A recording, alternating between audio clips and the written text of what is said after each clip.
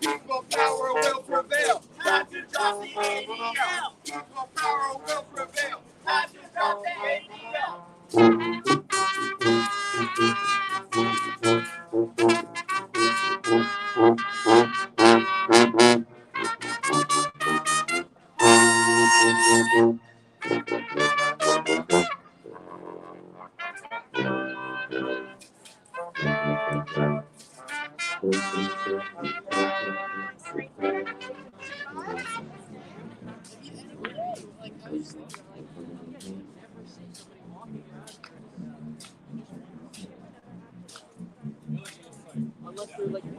Saudi cities are like paying on the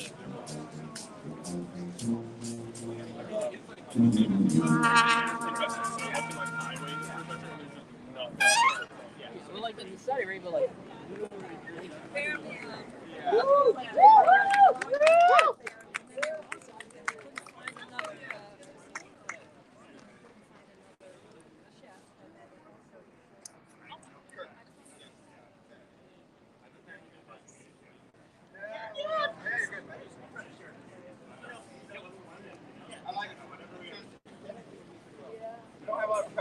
Right now, the videos we have is me banging on beats, so. yeah, I got the little pink things out here, but you can't hear it. A lot of these are, yeah. So, are you the MC too, or you? Yeah, that's a good chance.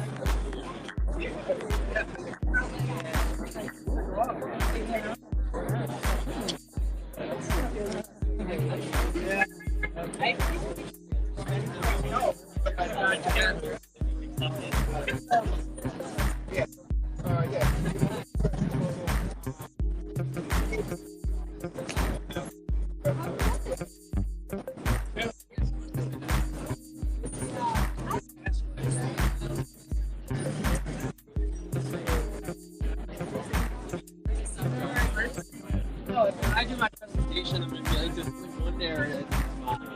So the question,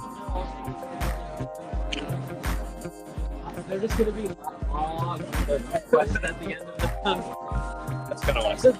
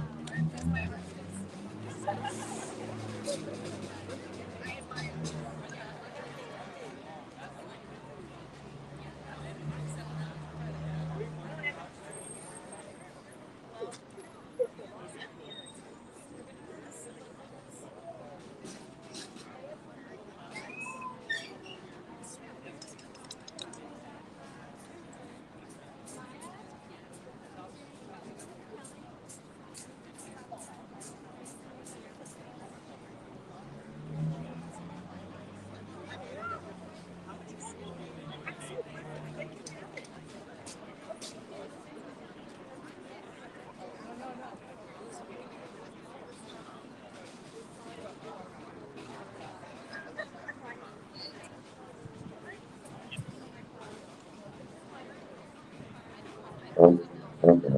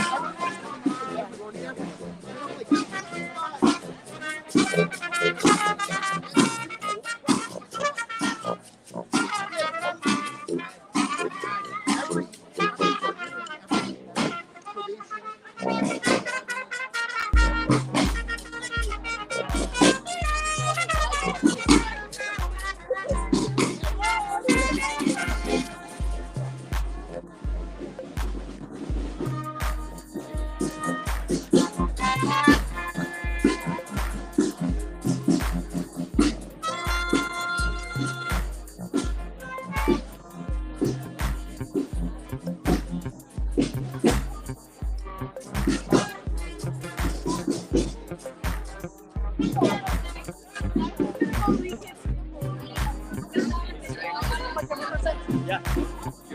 yeah. I'm gonna get back in a second. Yeah, no worries. There you go. Awesome. Thank you. No. I'm gonna get right back.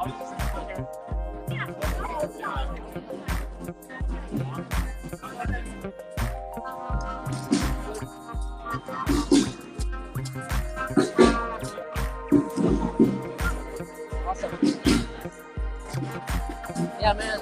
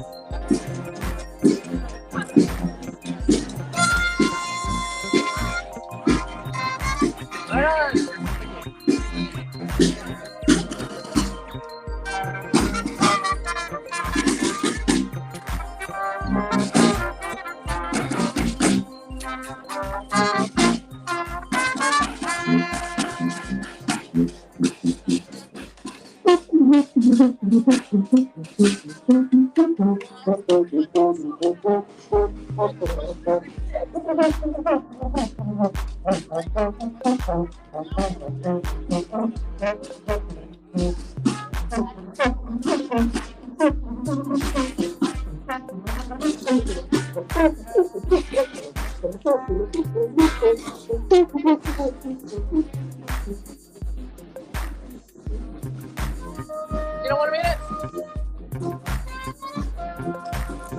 Thank you. Great sign.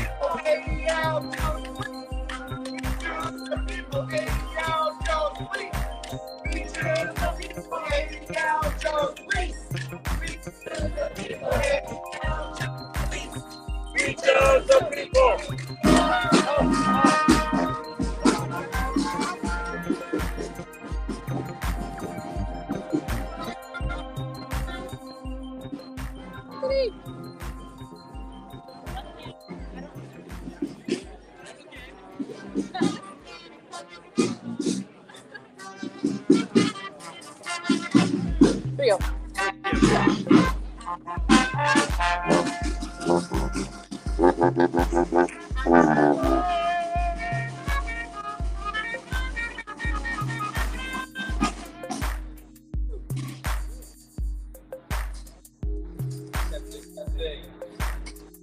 All right. So, it's great to see people out here. So, if you don't know, we're here protesting against the Anti-Defamation League, whose offices are across the street right there, and against the Boston city government, and against all other university and other officials in this city who have sent police and other officials to Israel for so-called counterterrorism training programs. These are programs that we've called the Deadly Exchange. Boo!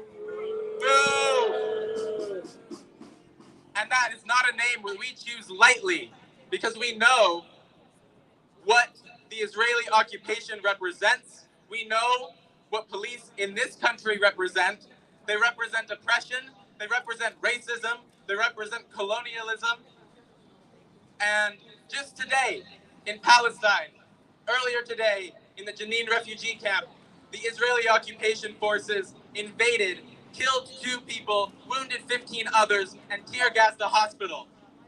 These are the forces that Boston, including universities in Boston, such as Tufts, MIT, and Boston University, among others, have sent their police to learn from. What do we learn from this? What do we learn from a force which daily invades and brutalizes a people under colonial occupation? And of course, this isn't to say this is anything new.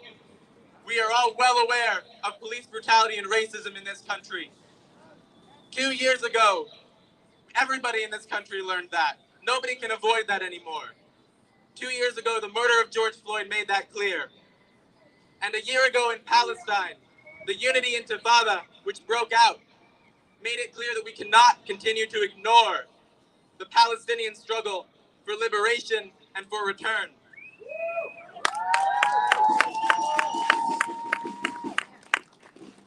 So, I'm going to start off with a little chant, and this one I hope everybody knows. From the river to the sea, Palestine will be free. From the river to the sea, Palestine will be free. From the river to the sea, Palestine will be free. From the river to the sea, Palestine will be free. I can't hear you. From the river to the sea, Palestine will be free. From the river to the sea, Palestine will be free. From the river to the sea, Palestine will be free. From the river to the sea. Palestine will be free. All right. All right, so I'm going to call up our first speaker, Fatima from the Muslim Justice League. Give it up.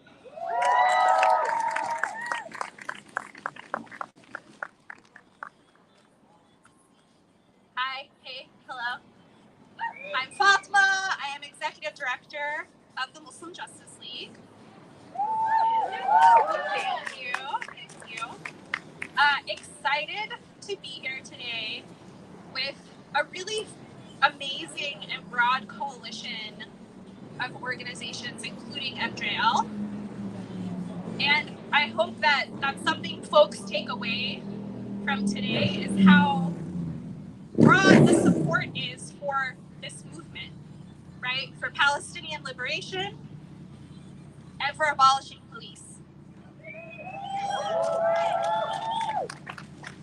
Now, the reason we have so many different folks out here today is because it is important to understand the history of the ADL, and that they are not an ally, they are not part of a progressive movement, just as it is important to understand what our law enforcement, what our police departments are doing, and what our cities are allowing them to do. Now, there's a lot of people who don't know the ADL's history. And that's not surprising, right? They bill themselves as a civil rights organization. They're right over there, in case you didn't know. They are in immigration rights spaces. They involve themselves in a lot of spaces where people don't realize that they have undermined Black, LGBTQ, Muslim, Arab, and Palestinian movements for decades. And we need people to know that. We need people to understand that, because when we talk about this today, when we talk about what the ADL is doing with police departments, I'm not asking the ADL to do the right thing, because I don't think they're going to do the right thing. They've had plenty of time to do the right thing, and they have been on the wrong side of history time and time again, and you will hear that from everybody today. So we're not here asking the ADL to stop what they're doing. No, we are asking our people to understand who the ADL is and to actually drop them from our spaces, drop them from our progressive movements. And we need our cities and institutions to ban police from going on these trips. It is imperative that cities and institutions do this, because it's not just Israel that the Boston Police Department goes to. They go all over the place, learning all sorts of counterterrorism tactics. And who do you think that's about? It's about Muslims. It's about Black and brown people. They're learning how to surveil and police people, not just from Israel, but from other places. So we need actual policies that ban them from going on any kind of trip, right? We've already seen now that the ADL questioned themselves, right? They questioned it. They questioned it in a moment when everybody was talking about racism, and then they turned around and said, just kidding. We're actually not stopping this. We're just on pause, right? So we are not here asking the ADL to do the right thing, right? The other part of this that we need folks to understand, and you're going to hear a whole bunch of people talk about this too, is the issue here isn't simply that we don't want these police departments learning from Israel, right? We don't just want to ban them from learning from the IDF, because they are one and the same force. We don't want people saying, well, I don't want my local police militarized the way that they kill Muslims and Arab and Black and brown people globally, as if that is okay. As if it's not okay when it's brought to our streets here, but it's okay when we perpetrate it across the globe every day. So when I say abolish the police, I mean abolish the IDF. When I say abolish prisons, I mean abolish Guantanamo and Abu Ghraib. When I say abolish police and prisons, I mean abolish war.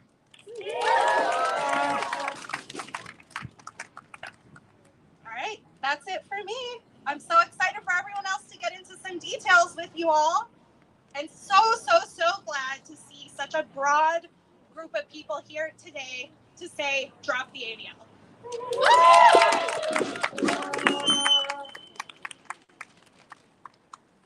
Okay, before we get on, we're going to do another chant. And this one's a new one, so I'm going to go through it once.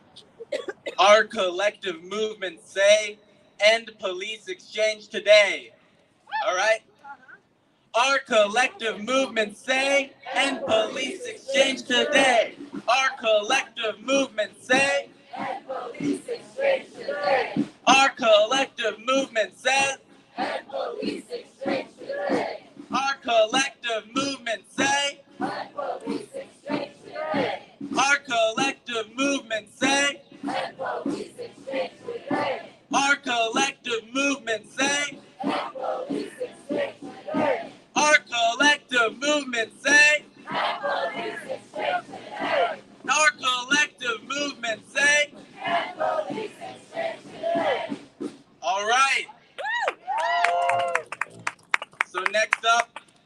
invite up Carl Williams. Give it up. He was going to introduce me as Carl Williams, a troublemaking motherfucker, but he didn't do it. Only because I asked him not to. So we're not going to say that. Anyway, my name's Carl Williams. I teach a little bit of law to some students so they can raise hell, and sometimes I sue cops around here in Boston. But we shouldn't have to do that because we shouldn't have cops. Think about what I wanted to say to y'all today. I wanted to tell a bit of a story. A dear friend of mine and a Palestinian woman activist in the movement who's now back in Palestine that some people here know, Jamil Hussein, and I spoke at Northeastern University at a Black Palestinian Solidarity thing 4 or 5 years ago. Who's here? Northeastern folks here? Northeastern in the house. And we sat at there's that sushi place across the street from the coffee house. What's the name of that place? Anyway, we were there and we were talking about like, how are we going to connect these two movements? How are we going to connect the two struggles? And while we were sitting there eating tasty things and having nice tea, we were like, you don't have to connect the struggle for liberation and anti-colonization and the abolition of police in the United States and the struggle for liberation for Palestinian people. Because they're not two struggles and there are not two enemies in that struggle, right? There's one enemy in that struggle, and there are one set of people. And I say you can all look around at each other. There's one set of people who are fighting for that liberation in a lot of different places in the world, and there's one enemy. And that enemy are the forces of white supremacy, the forces of colonization, the forces of imperialism that are, they have a big White House in Washington, D.C. Because without that money, without that structure, none of this would happen. And also, as a little bit, as Fatima said, and some other people will say, the history of how that happened. I'm always interested, and I always think of it as a boomerang. Like when we say, well, American police, so I'm going to say the former commissioner of the Boston Police Department, Willie Gross, and other people went to Israel to be trained by the Israeli military, Israeli police. But really, if you think of that knowledge, of that colonizer knowledge, of that occupier knowledge, where do you think it came from? Where did Israel get the idea to say, oh, we can steal land from people and we can push them off and we can put them in Bantustan? I mean, even the idea of Bantustanization and putting people on things like reservations, right? Those terms give you the answer. Those ideas came from other places like South Africa. Those ideas came from other places like right here, right? So all that's really happening with that settler colonizer knowledge is just like a boomerang. It got thrown out and then it's coming back. And so those people who are actually teaching military, American military, American police, I think the head of the court martial, the federal court marshals, is one of the people that went to Israel and was trained. God knows what that person needs to know from the Israeli military. But that knowledge is just settler colonized knowledge that is coming back because it was sent out. As a basis for the formation of the settler colonial project that Israel is. And the last piece I really want to talk about is the formation of the police structure, because we're in Boston, right? And people probably know that the first organized, professional, that's in quotes, professional police department in the world, right, is in the city of Boston. They're very, very proud of that. We're very, very ashamed of that. But that happened here, right? And there are really, I think a lot of times we say, in movements for liberation, we say, well, police were formed to catch enslaved people, right? But it's actually three things, and I think it leaves out two really important parts. Because in the North, police were formed to repress labor movements, right? For the most part, to suppress labor movements, right? Working class people, right? Fighting for their rights.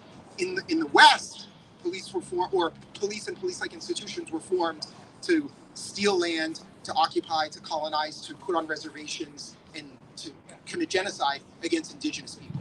And in the South, and then somewhat in the North, to catch freedom seekers, right? What other people might call escaped slaves, but people who decided that they would be free, liberated themselves, to catch those people, right? And those three things, right, are all struggling against the same forces that we are organizing today, right? People who are fighting against capitalism, people who are fighting for indigenous sovereignty in so-called United States and around the world, and people who are fighting for an end to racialization and brutalization and murder of Black people. And so the one good thing about all of those forms of repression is it makes all of us, and I get to stand here and see all of your different faces, it makes all of us have a very easy job building solidarity and fighting like hell for freeing Palestine and ending the settler colonial project that is the United States of America and its policing system. It makes that much easier for us to do. And I'll just say this: it is simply a fact. It is simply a fact that Palestine will be free. That is, it's not. It is just a fact. And I'm going to tell you two other things about it. It is simply a fact, right? And then there's a question about it. The only real question is when. And y'all came here, and I'm going to give you the answer. It will be. She laughed. She don't think I have an answer. It will be sooner rather than later if we fight like hell and believe that it can happen. So when we leave here, you need to actually leave. Not like we're just going to yell and be mad at them. Like, we can actually make Boston, we can make the United States, and we can make the world in solidarity with Palestinians who are fighting in Palestine, right? Because they're clearly the most important part of this movement. But following their lead, we can make this happen. And the ADL and the Boston Police Department and the city of Boston will be 10, 50, 100 years from now, like, oh, we did that thing and we're really embarrassed. That's a bad thing. We're going to hide from that. These will be things of shame for people who weren't at this rally, who weren't part of this movement for solidarity, who weren't part of this movement for freedom. And y'all are part of that. We're all part of that. And we're going to keep being part of that. And Palestine is going to be free.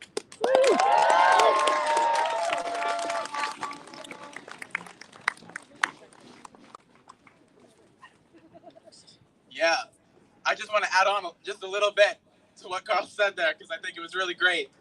And we really can see a free Palestine. You know, I think people sometimes say it just as a slogan and think maybe it's a pie in the sky dream, but it's not. Remember that 100 years ago, most of the world was colonized, was in chains by not just European powers, but also other imperialist powers like Japan. And now we're in a very different situation. And while imperialism still exists, while colonialism still exists, the resistance to it is all the more stronger because of that history, because of that legacy.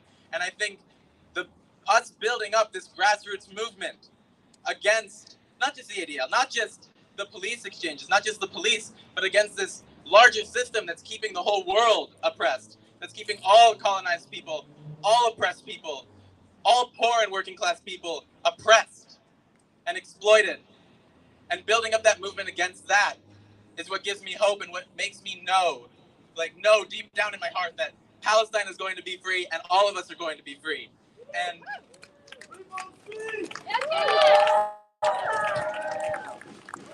what's more, I really want to emphasize the grassroots nature of it, because it has to be grassroots, it has to be the people. We can't trust and hope that politicians are going to do the right thing. Just look at this past year, where after the Unity Intifada, after you had thousands and thousands of people marching in the streets of Boston, and I know some of you were there because I recognize some of you. After you had that, you had the so-called progressives in Congress, including Ilhan Omar, who was vilified by all the pro-Israel lobby, including the ADL, as an anti-Semite. She was vilified for having a pro-Palestine approach. But what did she do in July of 2021 when that bill came to a vote? If they were going to send $4 billion to Israel, she voted yes. Yeah, she did. She voted yes. And so did a bunch of these other so-called progressive politicians. They play the rotating villain game.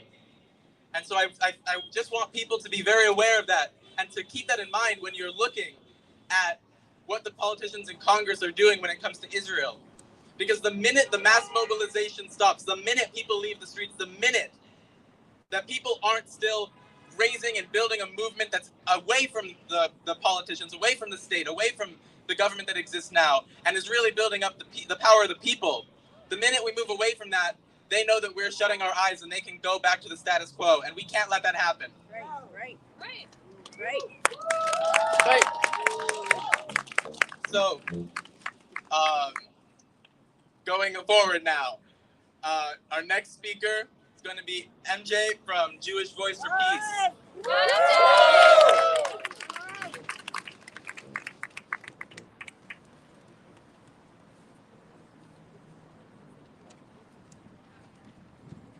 Thank you so much.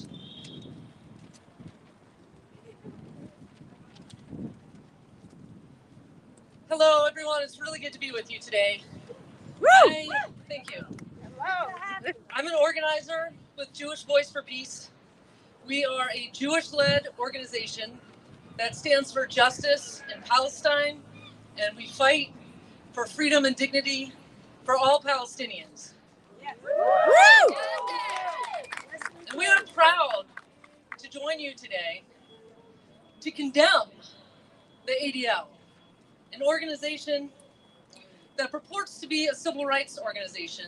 But we know the ADL has for a long time supported racist policing, surveillance, colonialism, and the silencing of social justice activism. We need to drop the ADL. The ADL is not an ally.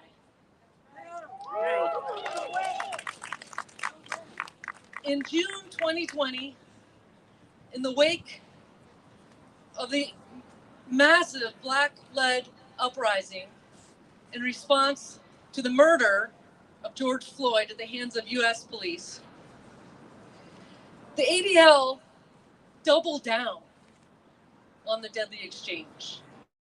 They doubled down on supporting the exchange of worst practices between U.S. police and Israeli military, an exchange that trains the police to become more militarized, to learn better tactics, to repress, oppress, occupy civilian populations. We don't need the deadly exchange. We need to end the deadly exchange. Yes.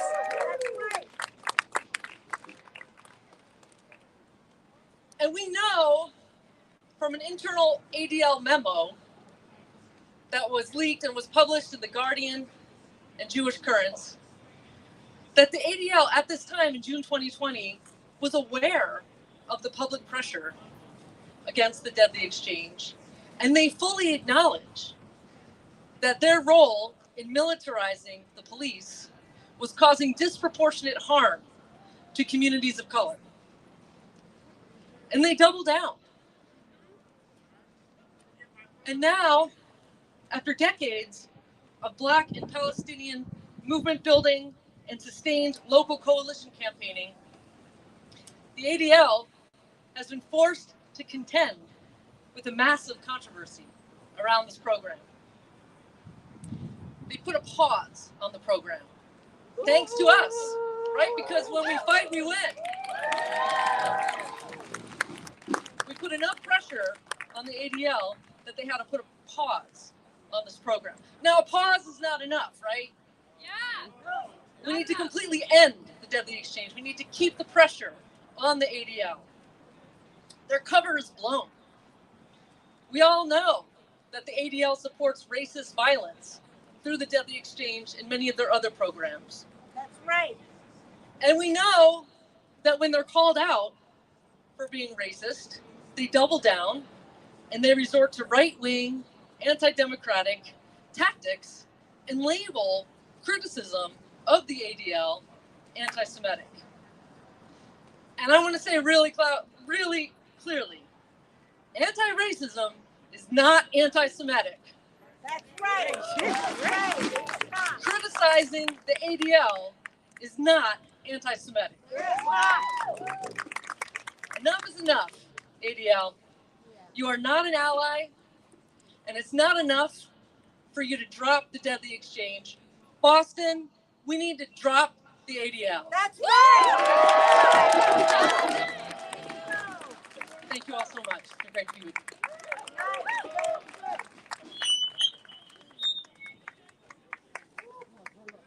All right. Free, free Palestine! Free, free Palestine! Free, free Palestine! Free, free Palestine! Long live Palestine! Long live Palestine! Long live the Intifada! Long live the Intifada! Intifada! Intifada! Intifada! Intifada! Free, free Palestine! Free, free Palestine! Free, free Palestine! Free, free Palestine! Long live Palestine! Long live Palestine! Long live the Intifada! Long live the Intifada! Intifada! Intifada! Intifada! Intifada! Intifada! Intifada! Intifada! Free, free Palestine! Free Palestine!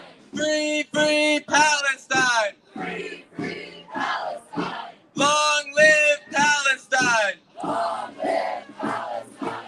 Long live the Intifada! Long live the Intifada! Intifada! Intifada!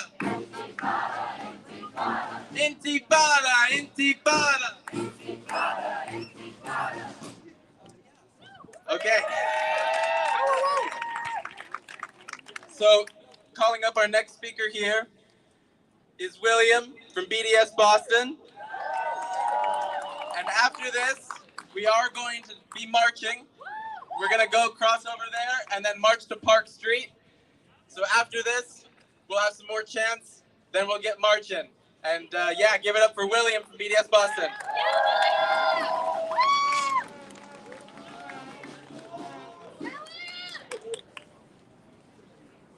We're here to raise our voices against the Anti-Defamation League of New England for coordinating trips to Israel, where Massachusetts police leadership learn about counterterrorism from the Israeli military and security forces. The ADL uses these trips to encourage U.S. police to identify with Israel, to view Palestinians as terrorists, and to view anyone who sympathizes with Palestinians as terrorist sympathizers. However, the ADL does not coordinate counterterrorism trainings for American police simply to bolster domestic support for Israel. The ADL supports the police and other carceral institutions of the U.S. state because the ADL is deeply invested in the power and dominance of the U.S. state itself. To understand why this is, it is helpful to contextualize the ADL's current actions within their century-long history. Beginning in the 1930s, the Anti-Defamation League undertook efforts to spy upon dissidents within the Jewish American community, handing over files on these individuals to the so-called House Committee on Un-American Activities and to FBI investigators. The ADL intensified this spying effort during the campaign of persecution against communists and suspected communists, spearheaded by Joseph McCarthy in the 1950s. During the McCarthy era, the ADL leveraged their position as a Jewish organization to refute the claims of persecuted Jewish community members that anti-Semitism was a driving force behind the U.S. government's zeal to prosecute them. As one example, in 1952, in the midst of the vicious campaign of persecution against Jewish Americans Julius and Ethel Rosenberg, the ADL stated, quote, "The communists, in their worldwide propaganda attack defending the convicted atom spies Ethel and Julius Rosenberg, provide a vivid example of the technique of falsely charging anti-Semitism to hide conspiracy," unquote. With this blessing from the ADL, the U.S. government ultimately executed Julius and Ethel Rosenberg. Following the McCarthy era, the Anti-Defamation League continued to work with the U.S. state to surveil and repress members of the Black Freedom Movement, along with anti-apartheid activists and organizers for Palestinian liberation. In November 1983, the ADL of New England created a 49-page booklet containing names of individuals and organizations which the ADL classified as pro-Arab propagandists. According to the New York Times, quote, "The list stamped confidential was mailed to several dozen campus Jewish leaders in November 1983 by the Anti-Defamation League of New England's office," unquote. Enclosed within the booklet was a cover letter from then ADL of New England Executive Director Leonard Zakim, in which Zakim wrote, quote, Should you need more information on these individuals, groups, or any others, please call us. Also, if you have any knowledge of any individuals or groups not listed in the booklet, please pass the information on to us so that we can have a more complete and useful listing, unquote.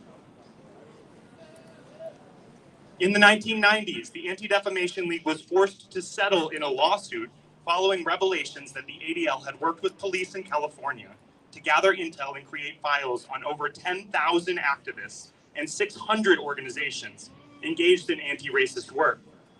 Intel the ADL obtained through this police spying operation included personal information on activists organizing against apartheid in South Africa, which was handed over to the government of South Africa, as well as personal information on Palestinian activists, which was handed over to the government of Israel. One individual the ADL spied upon through this single operation in California was prominent Black South African activist Chris Hani, who likely would have succeeded Nelson Mandela as South Africa's president had he not been assassinated in South Africa shortly following a speaking tour in California. During Hani's speaking tour in California, he was followed by the police officer the ADL had hired, Steve Bullock, who prepared a lengthy report on Hani for the apartheid South African government. Another individual the ADL spied upon through this operation in California was Los Angeles-based Palestinian community leader Alex O'Day. O'Day was killed while walking into his Los Angeles office in a bombing carried out by pro-Israel activists. After the bombing, investigators found a key and a floor plan to O'Day's office in the files which the ADL hired police officer Steve Bullock had compiled on O'Day. The 600 organizations which the ADL spied upon through this single operation in California included the American Indian Movement, the Association of Vietnam Veterans, the NAACP, the Asian Law Caucus, ACT UP, Centro Legal de la Raza, Irish Northern Aid, the Japanese American Citizens League, the National Indian Treaty Council, as well as 20 trade union locals, and the San Francisco Labor Council. Jeffrey Blankford, an activist who was targeted by this ADL spying operation and who fought the ADL in court over it, has stated that the ADL ran similar police operations in other cities across the United States, which never came to light. And the ADL's collaboration with police to spy and gather intel on anti-racist activists is not a relic of the late 20th century. Following the white supremacist violence that occurred in Charlottesville, Virginia in 2017, the ADL created a primer for law enforcement in which the ADL encouraged police to film and plant undercover agents amongst anti-racist groups in order to gather intel on anti-racist activists that could be used to prosecute them. Just in 2017. In the aftermath of the attacks of September 11, 2001, the ADL saw an opportunity. In the midst of the climate of heightened anti-Arab racism and Islamophobia which followed the attacks, the ADL stepped up its coordination of trainings for U.S. Police Department leadership in methods of so-called counterterrorism. The ADL has coordinated all expenses paid trips to the National Counterterrorism Seminar in Israel for a wide array of U.S. Police Department leadership and other security forces. However, the ADL has also provided counterterrorism trainings to an even wider array of police and security forces right here in the United States through programs including the ADL's Advanced Training School in Extremist and Terrorist Threats. In their 2016 annual report, the ADL stated, quote, 100% of major U.S. metropolitan police departments have sent participants to the ADL's National Counterterrorism Seminar in Israel and the ADL's Advanced Training School in Extremist and Terrorist Threats, unquote. Whereas the ADL nationally saw an opportunity following the attacks of September 11, 2001, the ADL of New England saw an opportunity following the 2013 Boston Marathon bombings. The ADL of New England took advantage of the climate of heightened racism and Islamophobia in Massachusetts, which followed the 2013 bombings, to step up their collaborations with Massachusetts law enforcement around so-called counterterrorism. The ADL of New England has coordinated all expenses paid training trips to Israel for leadership from over 100 Massachusetts police departments, as well as leadership from the Boston Field Office of Immigration and Custom Enforcement, ICE, New England Homeland Security, the U.S. Marshal Service, the U.S. Secret Service, county sheriff's offices, and numerous campus police departments. And like And like the ADL nationally, the ADL of New England's collaboration with law enforcement is not limited to trips to Israel. The ADL of New England regularly hosts trainings for law enforcement on counterterrorism right here in Massachusetts. As one example, in 2019, the ADL of New England coordinated a law enforcement seminar in Massachusetts, which featured presentations by an Israeli counterterrorism expert on, quote, the 10 commandments of counterterrorism, unquote, and, quote, actionable strategies for securing events and open spaces in communities, unquote. The ADL of New England has also produced multiple dossiers on extremism, which they have sent out to a mailing list of New England Police Department leaders. And the ADL is listed as an official partner of Boston and Massachusetts countering violent extremism programs, which, as noted by Muslim Justice League, falsely legitimized discrimination against Muslims and dissidents. I end my remarks where I began them. The Anti-Defamation League facilitates police counterterrorism trainings in Israel to encourage U.S. police to identify with Israel, to view Palestinians as terrorists, and to view anyone who speaks or acts in solidarity with Palestinians as terrorist sympathizers. However, the ADL does not coordinate these trainings for police simply to bolster domestic support for Israel. The ADL supports police and other carceral institutions of the U.S. state because the ADL is deeply invested in the power and dominance of the U.S. state itself, as it has been throughout its century-long history. Why is this? My most generous explanation is that the ADL believes that the only way Jewish people can be free,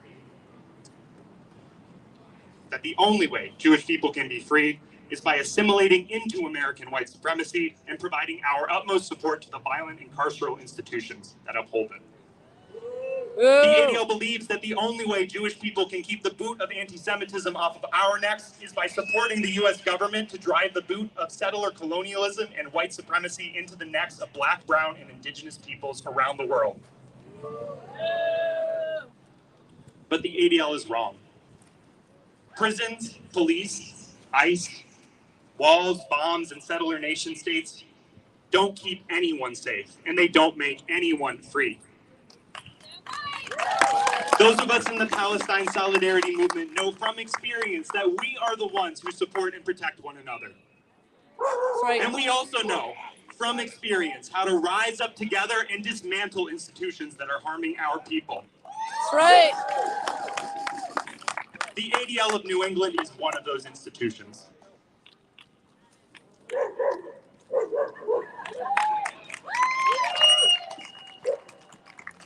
All right. Thanks, William, for that great speech. Yeah, so we're going to start marching soon. Give us a little bit while we pack everything up here. And one last thing we do have, because this was a bunch of groups who came together to put this together, different Students for Justice in Palestine, different community organizations, and we want to build this movement. So if you want to, we have a sign-up sheet for people who want to stay in touch, who want to know about what's coming up next. You can come up and talk to me. But yeah, let's get marching. Woo!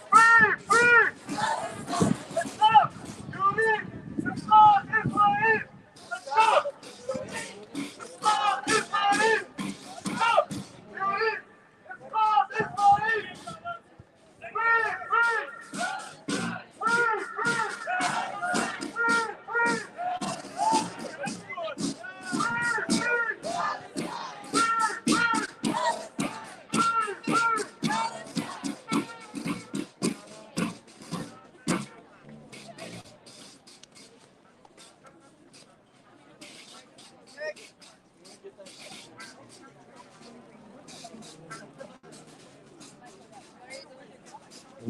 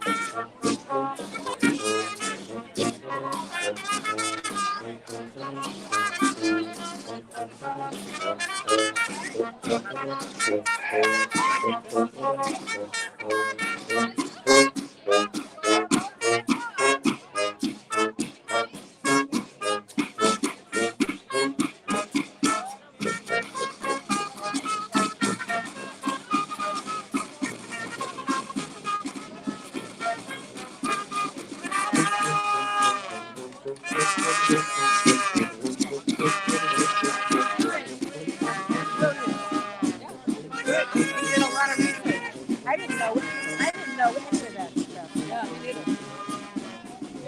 I would like to see a copy of it.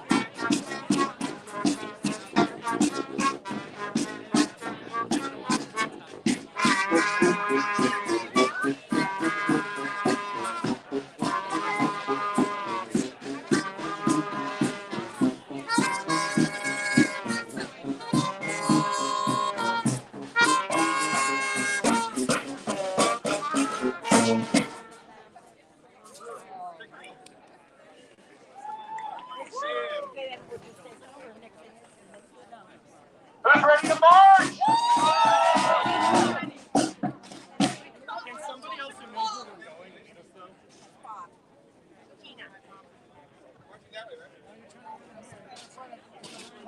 Fist bump. Yeah.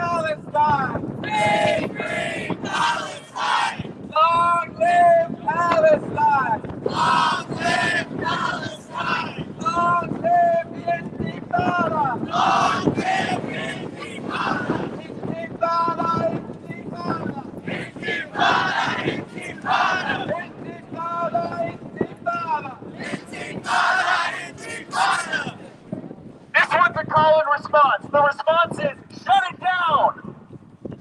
Trading cops! Shut it down! Surveilling movements! Shut it down! Islamophobia! Shut it down! ADL! Shut it down! Trading cops! Shut it down! Surveilling movements! Shut it down! White supremacy! Shut it down! ADL! Shut it down! ADL! Shut it down! ADL! Shut it down! ADL! Shut it down! ADL! Shut it down! Training cops! Surveilling activists! Zionism! ADL! Training ICE! Surveilling movements! Islamophobia! ADL! ADL! ADL! Shut it down! ADL!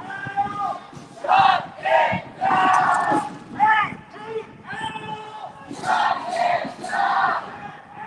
ADL! Shut it down!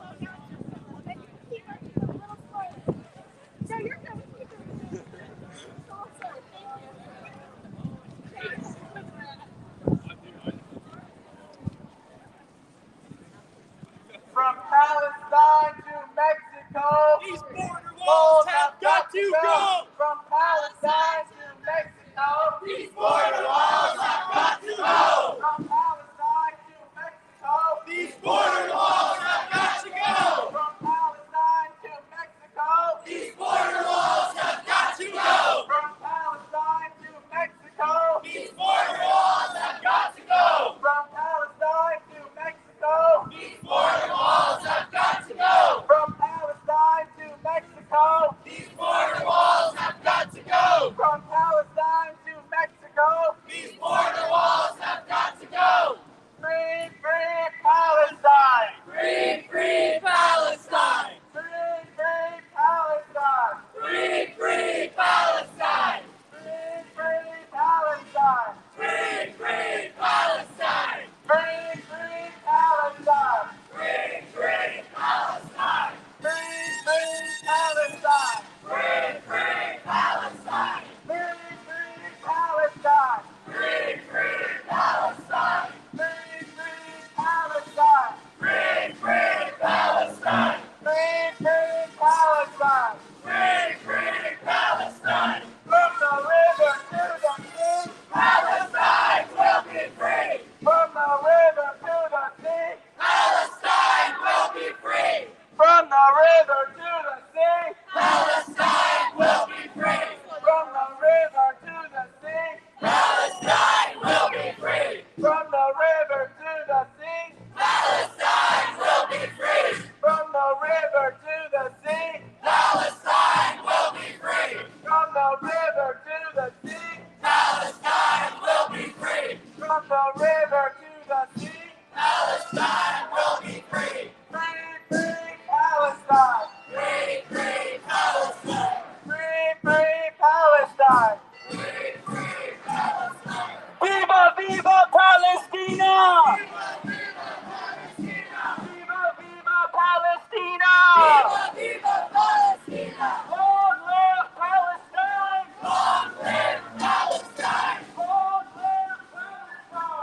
Long live Palestine!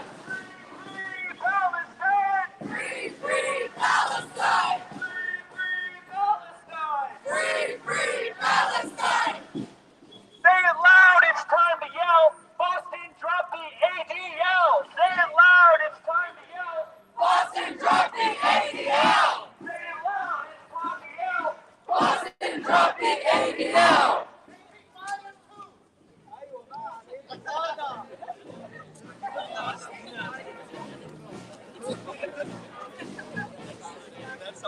The ADL's not fighting hate. They send cops to a racist state. The ADL's not fighting hate. They send cops to a racist state. The ADL's not fighting hate. They send cops to a racist state. The ADL's not fighting hate. They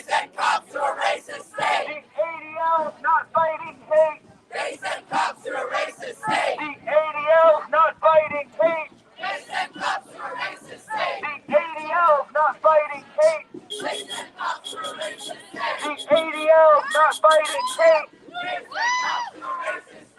Boston dropped the ADL. Boston dropped the ADL. Boston dropped the ADL. Boston dropped the ADL. Boston dropped the ADL. Boston dropped the ADL. Boston dropped the ADL. Boston dropped the ADL.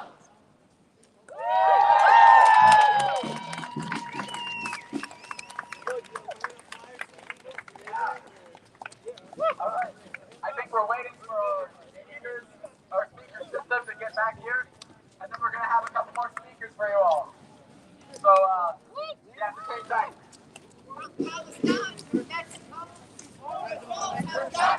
From Palestine to Mexico, these border walls have got to go. From Palestine to Mexico, these border walls have got to go. From Palestine to Mexico, These border walls have got to go.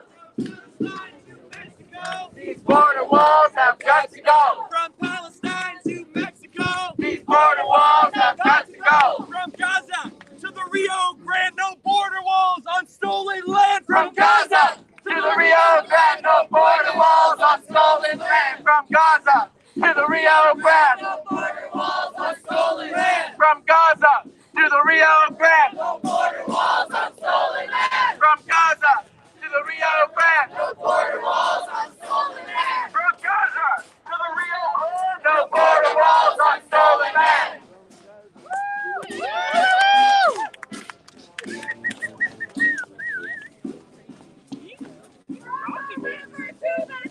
Palestine will be free. From the river to the sea. Palestine will be free. From the river to the sea. Palestine will be free.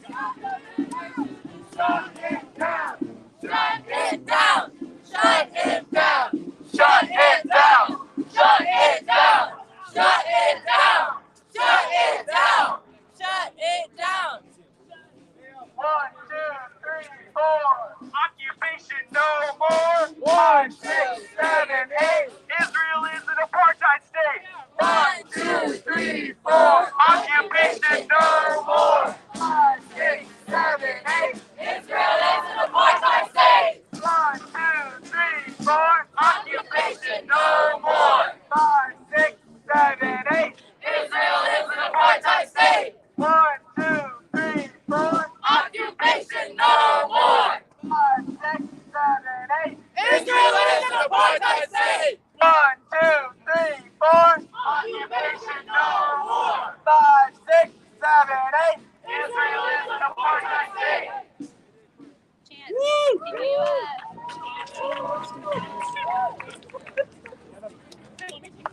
Let's flip people around so we're facing the other way. That way. Yeah.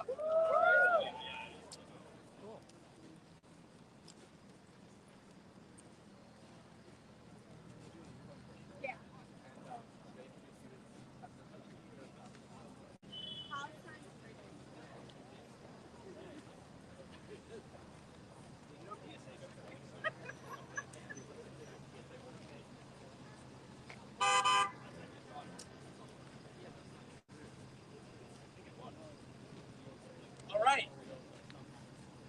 Test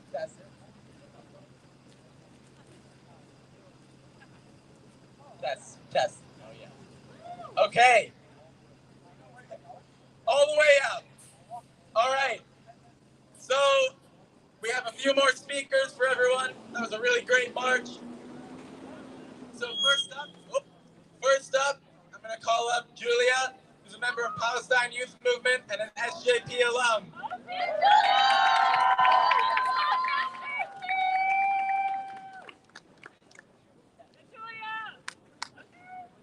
Hi everyone, I'm Julia.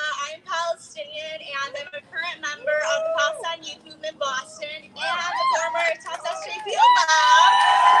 Make noise for Tufts SJP! So last year I helped lead Tufts SJP's successful student referendum that focused on ending U.S.-Israel police exchanges, which fits into the broader calls to end all such police exchanges around the world and to end U.S. funding to Israel's brutal military occupation of Palestine. This was the first ever deadly exchange victory to happen on a college campus. A reason why our campaign was so victorious is because we organized our campaign around building avenues for intersectional work. We built a student coalition with over 40 diverse student organizations that were passionate about ending the deadly exchange because they were able to connect the Palestinian cause to their own struggles. This sort of intersectional work is important when doing Palestine organizing, especially when organizing around ending the deadly exchange. When considering the deadly exchange, it is necessary to acknowledge that American policing has always been racist. Police surveillance of communities of color and suppressing of protest, especially Black-led organizing and resistance, has been inherent to the institution since its founding in this country. Further, the process of militarizing American police is primarily rooted in U.S. imperialism and its military-industrial complex. The deadly exchange between the U.S. and Israel solidifies and augments both countries' methods and equipment for state violence and control, including mass surveillance, racial profiling, and suppression of protest and dissent. These police exchange trips, which combine the efforts of the two most discriminatory and repressive law enforcement agencies, puts Black and Palestinian lives under persistent threat. The ADL pausing these police exchange programs is only one step in relieving the pain of millions of people who have suffered brutal repression of militarized U.S. and Israel police forces. Demilitarizing our communities is crucial for creating safer spaces for people of color and for building a police-free world. This demilitarization means ending these harmful exchanges alongside other changes, ending programs that distribute military equipment to police departments, disarming law enforcement, ending surveillance technologies, and repealing laws that enable police violence.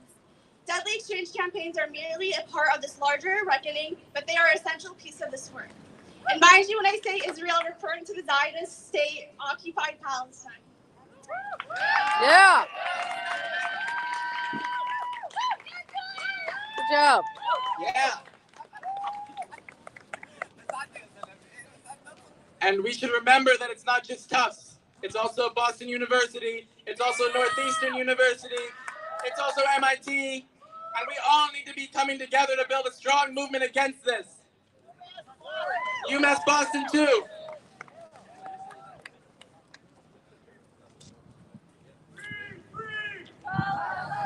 Free, free Palestine! Free, free Palestine! Free, free Palestine!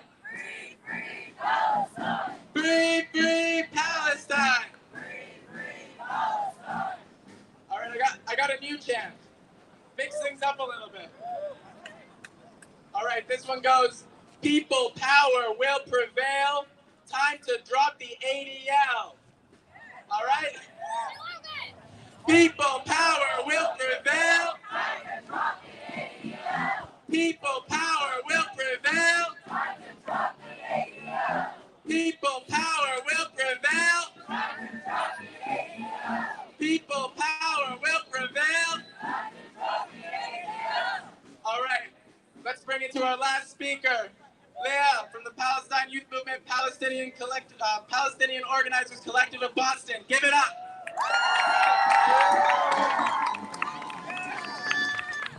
Thanks, Chance. And thanks to all of y'all. Like, if you're here by the end of the rally, it's starting to drizzle. Like, you're real ones. So, give it up for all of you for being here. All right, I'll try to do this fast because I know it's starting to rain.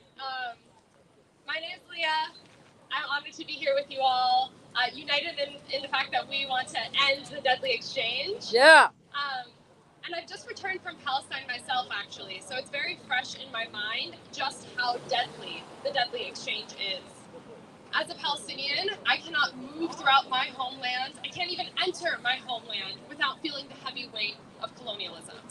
The daily indignities of pat-downs, frisks, aggressive questioning, walking through checkpoints, these are only the mildest of what our people endure at the hands of the Israeli occupation forces. When I was in Palestine, 3 men were murdered by occupation forces in one day. Ala Shaham, a young man from the Columbia camp near Jerusalem. Sanad Salam al-Harbad, a 27-year-old father of 3 young children in the Nakab. And Nader Rayan, a teenager from the Balata refugee camp north of Nablus, in one day, in 3 separate instances. And even though the news cycle has moved on, their families are still grieving. And all throughout Palestine, our streets are dotted with reminders of our martyrs, of our grief, but also of our struggle. The murders of Ala Sanad and Nader were quote-unquote justified through racist lies that presume young Palestinian men to be subhuman enemies of the Zionist state, much the same way that young black men are treated at the hands of police here. That's right. Zionism is a colonial beast born from white supremacy. So it shouldn't surprise us that in the United States, which was founded on white supremacy and colonialism, that these two entities would collude and collaborate together. And the only viable path of resistance to these interlocking machineries of oppression is through unity of all oppressed peoples. That's right. Ghassan Kanafani, a famous Palestinian revolutionary and poet, once wrote that the Palestinian cause is not a cause for Palestinians alone, but for every revolutionary. And we must understand that is especially subversive in the context of the century-long effort to isolate Palestinians from the rest of the world and to fragment and divide Palestinians amongst ourselves. Zionists have been trying to divide and fragment us since the Nakba and even before. Divide and conquer, they say. An early Zionist militia, an engineer of the ethnic cleansing of my people, named Ben Gurion, who, as some of you know, the Zionist airport is named after, was famed to have said that the old will die and the young will forget. But we have not forgotten. And until today, they tried to separate us by applying different regimes of apartheid, exile, and military occupation to Palestinians in 48 Palestine, otherwise known as Israel to some, in the occupied lands of the West Bank and in Gaza, and also in diaspora for Palestinians like myself and many of us here. They try to cleave us from each other and cleave us from our allies because they know that we have the power of the people on our side. That's right. The thing is that they failed. This summer, Palestinians and those in solidarity with us around the world rose up united. Over the last few weeks when I was in Palestine, I was amazed at the growing sense of unity amongst my own people. Palestinians I didn't even know were welcoming me home when they learned that I was from our diaspora. Poor timing, but I'm going to keep going. Just yesterday, on Land Day, the Red Nation joined us in calling for land back in both Palestine and on Turtle Island here. I also want to recognize that today is Trans Day of Visibility, a day to celebrate trans folks and raise awareness to the discrimination faced by trans people around the world. That's right. And so on this day, I want to celebrate and make visible the righteous struggle of trans Palestinians and also trans folks around the world, fighting both transphobic and settler colonial and racist systems of violence. Yes. And I want to make clear that our struggle for Palestinian liberation is inseparable from the struggle for trans liberation. We will not be free until trans people are free. And our struggle for liberation is inseparable from indigenous liberation. Our struggle for liberation is inseparable from Black liberation and from liberation from imperialism all around the world. Yes. Yes. None of us will be free until all of us are free. Zionists have tried to separate us from our siblings in struggle, but they failed. And so I'm here to say it's time we turn their strategy against them. In the U.S., we have... In the U.S., let's just go. Okay, better? Amazing. In the U.S., we have the luxury and the tactical advantage of confronting and isolating Zionism in our communities. And the deadly exchange is an example of that. So let's be clear. There is no morality in policing that can be salvaged by ending the deadly exchange. We know that police are going to police. Policing as an institution, as many have said, was created in large part to control and cage Black people, and that happened long before my people were forced into exile. Likewise, the occupation forces, the Israeli military, have been perpetuating ethnic cleansing against my people long before the ADL started sending their little exchanges between police departments. So there is no morality in policing and militarism. Rather, it is a strategic imperative for us to stop our oppressors from sharpening each other's weapons. For 70 years, Zionism and militarism have been trying to keep us from collective struggle. But today, we are standing here to tell them that we will stop them from working together to oppress us. Lastly, I want to close by saying, in Nablus, in Palestine, there's a mural painted by labor organizers and revolutionaries. It's a picture of a Palestinian man wrapped in a keffiyeh like this, hovering over his city and holding a waving Palestinian flag over his head. There are two messages inscribed below the mural.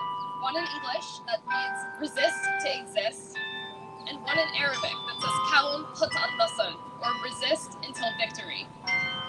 Both statements contain a distilled and essential truth, that our resistance is essential to life itself. It is our exercise of self-defense in the face of systems of erasure, but resistance is proactive too, and we can never fall into nihilism or reactionaryism. We have the power to isolate our enemies, to stop their exchanges, and to make them unwelcome in all communities that value liberation and freedoms and love. We will resist until victory.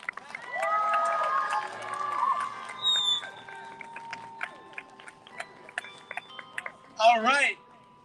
Free, free Palestine! Free, free Palestine! Free, free Palestine! Free, free Palestine! Long live Palestine! Long live Palestine! Long live the Intifada! Long live the Intifada! Intifada, Intifada! Intifada! Intifada, Intifada! Intifada! Intifada! Yeah, and I just want to thank again everyone who came out to show their support and solidarity for the Palestinian people in their struggle for liberation, because as we know with this deadly exchange, as Leah said, our oppressors are sharpening each other's tools. So it's time for us to come together and sharpen our own tools against them and our resistance against them. And do it together. And this is only the start, because we're going to keep on fighting. We're going to keep on fighting until Palestine is free, until the whole world is free. So, yeah, that wraps it up. Free Palestine. We'll be back.